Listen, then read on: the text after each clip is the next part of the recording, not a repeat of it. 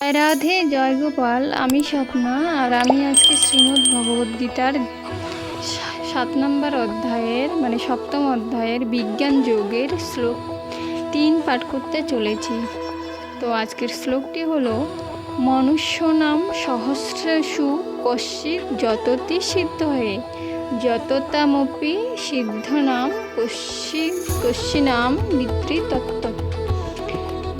শ্লোকটির অনুবাদ হলো, হাজার হাজার মানুষের মধ্যে কদাচিৎ কোনো একজন সিদ্ধি লাভের জন্য যত্ন করেন, আর সেই প্রকার যত্নশীল সিদ্ধদের মধ্যে কদাচিৎ কেউ আমাকে তত্ত্বগতভাবে অবগত হন। অনুবাদটির তাৎপর্য হলো, নানা রকমের মানুষ আছে এবং হাজার হাজার মানুষের মধ্যে দু একজন হয়তো আত্মতত্ত্ব, দেহতত্ত্ব ও পরম তত্ত্ব সম্বন্ধে অবগত হওয়ার জন্য পরমার্থ সাধনে যথার্থই প্রয়াসী হন। সাধারণ অবস্থায় মানুষ পশুর মতো জীবনযাপন করে, অর্থাৎ আহার, নিদ্রা, ভয় ও মৈথুনে লিপ্ত থাকে এবং কদাচিৎ কেউ দিব্যজ্ঞান লাভের জন্য আগ্রহী হয়। গীতার প্রথম 6টি অধ্যায় পারমার্থিক জ্ঞান লাভে আগ্রহী ব্যক্তিদের জন্য, যারা আত্মজ্ঞান তথা পরমাত্ম জ্ঞান লাভের জন্য জ্ঞানযোগ, ধ্যানযোগ এবং জড় ও চেতনের পার্থক্য নিরূপণকারী আত্মানুভূতির মার্গ অবলম্বন করেন। তবে কৃষ্ণ ভাবনাময় ভক্তেরাই কেবল শ্রীকৃষ্ণকে জানতে পারেন। অন্যান্য অধ্যাত্মবাদীরা নির্বিশেষ ব্রহ্মজ্ঞান লাভ করতে পারেন, কারণ তা শ্রীকৃষ্ণকে উপলব্ধির চেয়ে সহজ। শ্রীকৃষ্ণ পরম পুরুষ, কিন্তু সেই সঙ্গে তিনি ব্রহ্ম এবং পরমাত্মা জ্ঞানের অতীত। যোগীরা ও জ্ঞানীরা শ্রীকৃষ্ণকে উপলব্ধি করতে গিয়ে বিভ্রান্ত হয়ে যান। যদিও নির্বিশেষবাদীদের অগ্রগণ্য শ্রীপাদ শঙ্করাচার্য তার গীতার ভাষ্য স্বীকার করেছেন যে শ্রীকৃষ্ণ পরব্রহ্ম স্বয়ং ভগবান, কিন্তু তবুও তার অনুগামীরা শ্রীকৃষ্ণকে ভগবান বলে মানতে চায় না, কারণ শ্রীকৃষ্ণকে উপলব্ধি করা খুবই দুঃখসাধ্য। এমনকি নির্বিশেষ ব্রহ্মানুভূতি লাভ করলেও তারা তাকে বুঝতে পারে না। শ্রীকৃষ্ণ পরমেশ্বর ভগবান, সর্বকারণের কারণ, আদি পুরুষ গোবিন্দ, ঈশ্বর পরম কৃষ্ণ সচ্চিদানন্দ বিগ্রহ, অনাদিরা দীর্ঘ গোবিন্দ, অনাদিরাদি গোবিন্দ, সর্বকারণ কারণম। অভক্তদের পক্ষে তাকে জানা অত্যন্ত কঠিন, যদিও তারা বলে যে ভক্তিমার্গ অতি সহজ, কিন্তু তা সত্ত্বেও তারা তার অনুশীলন করতে পারে না।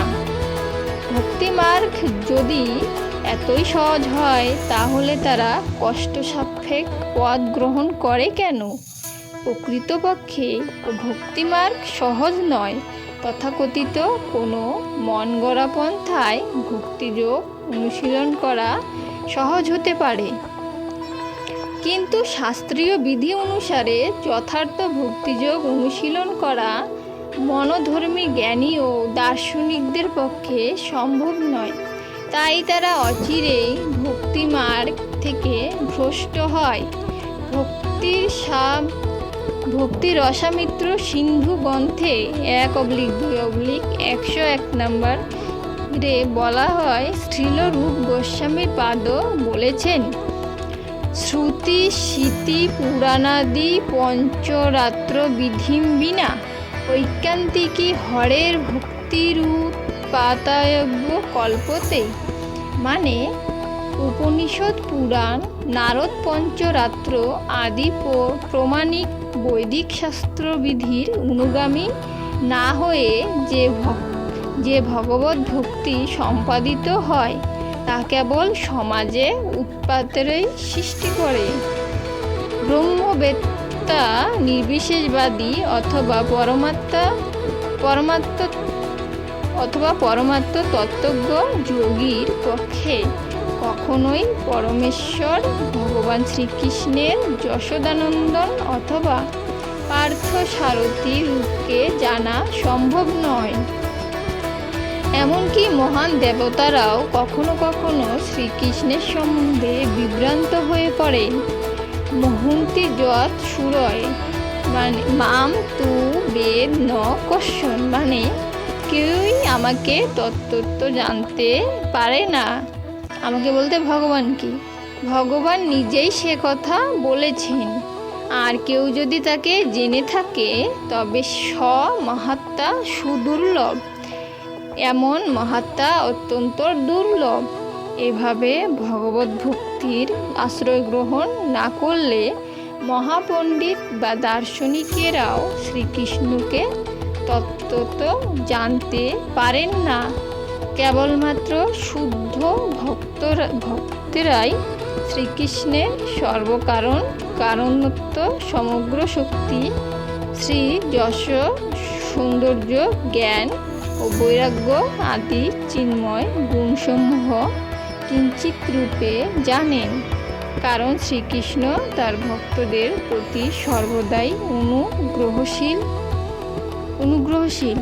শ্রীকৃষ্ণ ব্রহ্মোপলব্ধির পরিকাষ্ঠা, তাই ভক্তেরাই কেবল তাকে তত্ত্ব উপলব্ধি করতে পারেন। শাস্ত্রে বলা হয়েছে, অত শ্রীকৃষ্ণ নামাদি ন ভবেদ গ্রাহমিন্দ্রিয়ে সেবন্মুখে হি জিহ্ব স্বয়মেব সুরত্ব,